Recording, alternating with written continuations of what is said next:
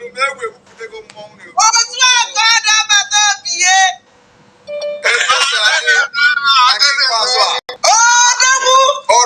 steeti ebupụtago mmọnwụ.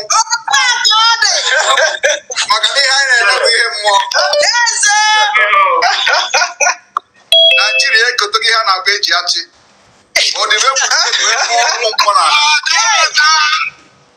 Odimegwu steeti wee kpọọ ụmụ mkpọ n'ala. Aga m eme nke emebụ na mbụ. Wee kpọ ha na ebere m nkwado wepụta ije a. Otu aka ọ dị. Esiri nwoke n'ite. Otu aka ọ dị. Ọ ga-eghe. Anọrọ m na ana bụ mbo nke eji nọ n'ala Igbo.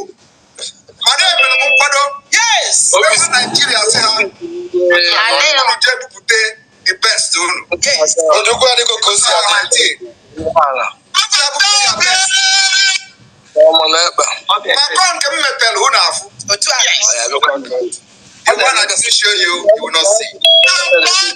Odimegwu akpọtego mmụọ today. Yes. Odimegwu mmụọ. Otu aka ọ dị. Ekwe ka egosiri unu na-eme gịnị unu afụ. Ọ dị ka send the something n'okpuru onye ji wee mee ha welcome. Admin of Odimegwu. Ọ nnekwu mmadụ ka ị bụ. Oke mmụọ. Nnekwu mmadụ ka ị bụ iprove go that na isere ihe eji aga ije. Otu aka ọ dị. Ọ metụrụ ofu ụbọchị onye na-etu ya. Wee sị gị that na ebupụtara m nke ka ibubo. Ụwa niile mfe ya.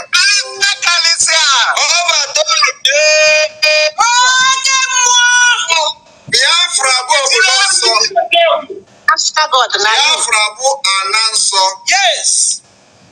Maka anyị malụ ihe Chineke kere n'ala Biafra. Yes. Onye Trump merụ chief of staff. A sị na n'ike nwa eze anaghị akwa na mba. Otu aka ọ dị. The Dragon Master. Maka na unu afụnụbeghị m ụdị a before. Atọ. Yes. Ị kwadoro akwado? Unu kpọtara mmụọ. Yes. Ihe m ga-agwa unu taa bụ na strọgụl a echenjigo.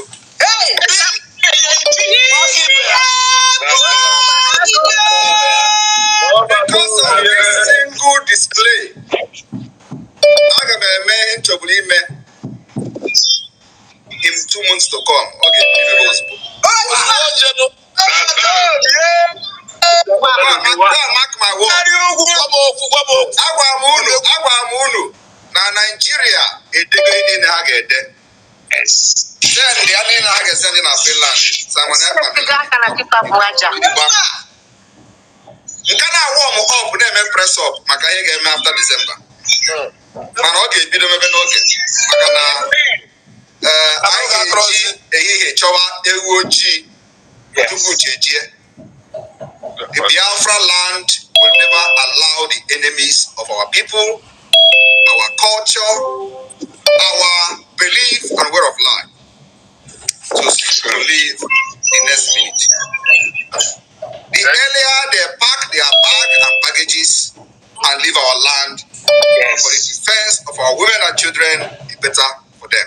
Nigeria, ihe anyị na-eme na convention bụ ka anyị generate a legal document. Anyị ga-ejizi wee gwazie mba ụwa niile orugokwa mgbe unu ga-reorganize bịa. Maka na ihe a na-eme before up to this today is only awareness that we are not wanted in Nigeria. Yes. It is only awareness that Nigeria was not created to favor every indigenous person within that Niger area. And so, it is for the best interest of everybody that we go our separate ways to develop ourselves in the best way possible. So we can value and recognize our culture, our differences, and develop our land ourselves and compete among nations. Where criminals and fraudsters will not be vying into positions with the money they stole from America. Yes. That is what we are fighting for. Yes. All of you remember those who promised to bring 25 Hilos cars to kill our people in Biafra land. They are all involved in the internet scam. Those who was bragging how they will bring the Hilos from Abuja to stop us. the local government chairman that was arrested by the FBI on multi-million-dollar fraud. They are all together. They are the people bragging how they are going to bring healers to kill our people in Anambra. Today, where are they?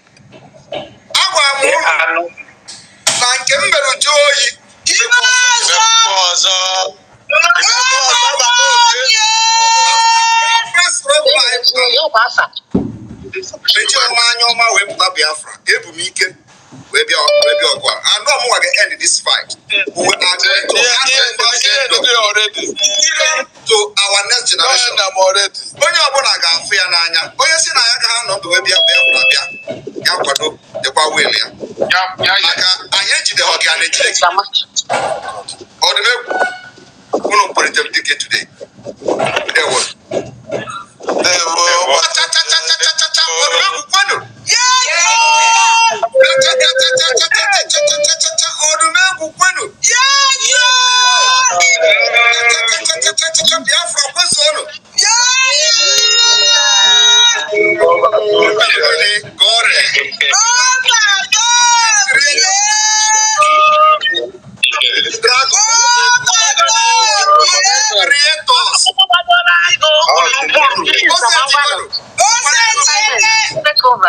There